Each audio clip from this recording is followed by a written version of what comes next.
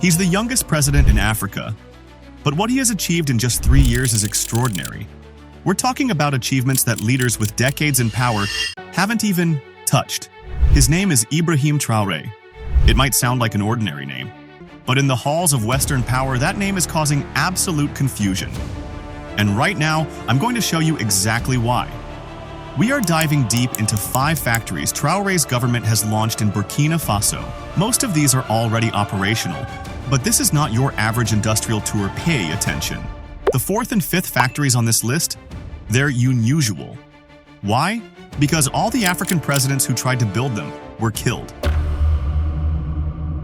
So what trick is Traoré using? How is he still standing?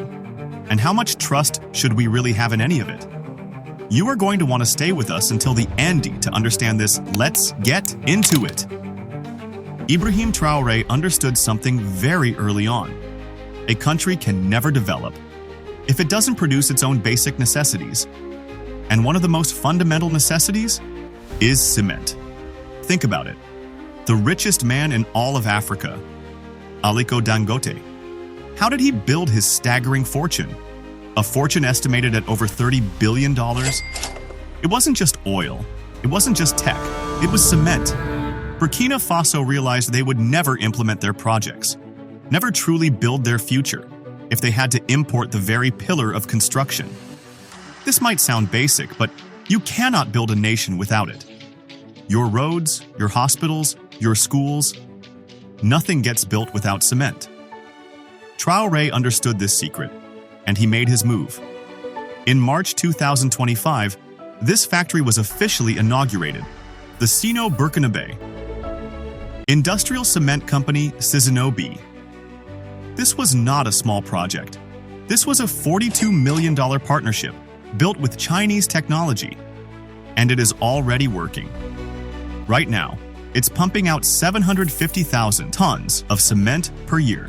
That's 2,000 tons every single day. And they're not even done. The plan is to boost that to 1.2 million tons a year. This one factory is already creating 110 permanent jobs and 300 temporary ones. This is about supporting every other industry. It's about rebuilding the country on its own terms and erasing that old colonial image, one bag of cement at a time. Traoré looked far ahead. He knew that to truly move the economy, you start with the most essential industries. The kind of industry that doesn't just rise, it makes the entire country rise with it. It's the same logic that made the richest man in the world, Elon Musk, a billionaire. I'm talking about cars. Since Carl Benz first rolled one out in 1885, the car has been the ultimate symbol of national power. The richest countries in the world, Germany, America, Japan, are also the ones that produce the best cars. It's simple. To be a strong, developed country, you must invest in the automobile industry. And in 2025, Traoré showed the world he had not only discovered this secret, but implemented it. Consider this. Burkina Faso, with a population of 24 million people, was importing over 60,000 cars every single year, and more than 90% of those were used cars, dumped in Ouagadougou after being driven elsewhere. This is a colonial-era dependency, bought at an unreasonable cost. So, Traoré's government did the only logical thing. They built their own car factory, but they didn't build any car. They built electric vehicles, or EVs. This factory is called ITAOUA, named after an area right in Ouagadougou. And here is the most surprising part. ITAOUA is 100% owned by Burkinabè. Understand this well. This is not some foreign company like Volkswagen investing in Rwanda. This is a brand created by Burkinabè, for Burkinabè, taken as a shining example of true self-reliance. As you can see, ITAOUA already has 2 models, one called the Native and the other the Sahel. The Sahel was their first model, named to represent the broader region and their new alliance with countries like Niger and Mali. Their logo? A horse's head, the same animal that appears in the country's national emblem. It is a symbol of forward motion. These cars are not toys. They have the capacity to travel 330 kilometers before needing power, after being charged for just 30 minutes. When you look at the design, they are good cars. They have great design, and the kinds of screens we see on the roads in Nairobi and Johannesburg. These vehicles are made by skilled Burkinabè engineers for their own citizens. You can even see the Burkina Faso license plates on this car. This kind of development has already started drawing the diaspora back home. We have seen people, like this individual who was studying in Turkey, who came straight back after hearing about this EV opportunity to start a local company, one we can compare to Move in Rwanda, or just call it Uber in Africa. Where were you before? I was in Turkey before studying. And why did you come back? I saw the opportunity. I saw that we have a great president that is encouraging young businesses. So I've decided just like that to come and invest in my country. Now, manufacturing cars is expensive, and electric ones are even more expensive. To be honest, Burkina Faso did not achieve this instantly or start from zero. They were smart. They began with Chinese technology, which means most of the work is currently assembly. But that is a strategic starting point. China leads the world in modern EV technology. By assembling these cars at home, Burkina Faso is quickly gaining the capability to fully manufacture them down the road. Before we reach those two extreme projects that are, quite frankly, making people in the West want to eliminate Traore, let's look at one more example of genius-level nation building. Take a look here. Burkina Faso has always been a major player in African agriculture, harvesting up to 313,000 tons of tomatoes in 2022 alone. This made them the fourth largest producer in all of West Africa. But here was the problem. They harvested so much that most of it went to waste. Before Traore, this was just an inevitable disaster. A spoiled harvest meant a ruined income. Captain Ibrahim Traoré refused to see it as a problem. He saw an opportunity for sovereignty. His lasting solution? Build processing plants inside the country so farmers would never again lose their harvest and could even create a surplus for the market. He launched 2 massive tomato processing factories, and a third is already being built. One is called Société Faso Tomates, or Sofado. The other is located in the town of Bobo Dioulasso. To be clear, these are serious industrial ventures, with each factory costing at least $8 million to complete. And here is the best part of the story. This factory was built by Burkinabè, 100%.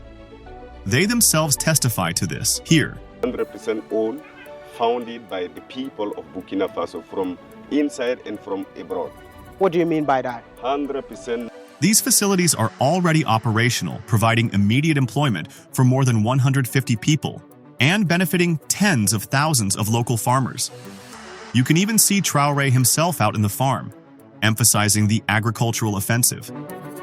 Beyond tomatoes, this principle of self-sufficiency extends to milk. They have a milk processing factory called Fasokosam in the capital, and they are planning 3 more soon. In short, Burkina Faso is transforming itself and becoming an example for the continent, but you have not seen anything yet. The next projects are the ones that could genuinely cost this young leader his neck. Before we jump into that dangerous territory, let me remind you, if you've enjoyed this incredible journey so far, please hit the like button. And if you are new here, don't forget to subscribe so you can easily receive more extraordinary conversations like this one. We told you from the beginning that 2 projects are so alarming they could cost Traoré everything. The first one is nuclear energy. How did they plan it?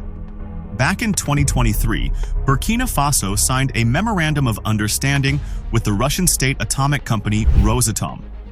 The long-term plan is the construction of a nuclear power plant. Because this project raises extreme concern, few details have been disclosed. Not the location, not the full capacity, not the timeline. Here is why this project upsets the Americans and the Europeans.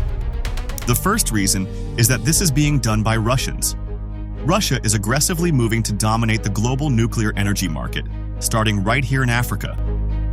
Every market Rosatom wins is a victory for Russia, and a deep frustration for the West, who then turn against those who contributed to those Russian victories.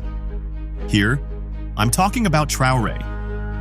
The second reason is the chilling possibility of dual use. Nuclear energy can be used to make nuclear weapons using enriched uranium-235. While the chances of them producing weapons are low, very low, it remains among the possibilities. The country accused of starting a project for energy and later weaponizing it is Iran. This is why, whenever Russia helps someone with nuclear technology, Western powers become alarmed. This is the ultimate geopolitical chess move, and it puts Traore directly in the crosshairs. But the final project, the one that directly disturbs international powers, is the project of processing gold in Burkina Faso. This country is a gold giant, having mined approximately 60 tons in 2024 alone, consistently making it a top 5 gold producer in Africa. But all of it used to be exported unprocessed, raw, at basement prices. Traore does not accept this. Instead, at the end of 2023, he laid the foundation stone for the country's first national gold refinery, a factory that will process this gold locally before it is exported. The result? It will greatly increase its value, create massive job opportunities, and relieve the national economy. This factory, built in partnership with the local company Marina Gold, will have the capacity to process around 150 tons of gold per year. Here is why this is viewed as an act of madness by the French and the Americans. Africa is the source of the world's natural resources. If Traore's technique succeeds and he stops exporting cheap raw minerals, but instead sells expensive finished products, many other countries will follow suit. This means that global buyers will have to purchase African resources at higher prices, directly supporting African economies. The French and Americans fear a revolution, a domino effect across the continent where Africans finally understand the true value of their resources and stop giving them away for free. This is the root cause of the constant coup attempts targeting Traore. Even those who protect him are not ordinary people. If you want to know more about them and the 6 units involved in Traore's protection, watch the video we made on that topic.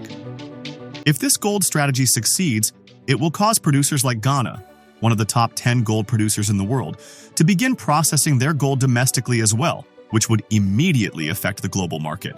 This is why Traore is not appreciated by some in the Western world. In Burkina Faso, as they know that both, whether it's their gold reserves, that is all those proceeds are just in exchange to protect the junta regime. Now, let's discuss. How much chance do you think these projects have of ending peacefully for Traore? Give us your thoughts in the comments. Please don't forget to subscribe to this channel so that you continue receiving extraordinary content like this. If you want to learn even more, click on the video you see on your screen right now. It is also very good. I know you will like it. Let's catch up there.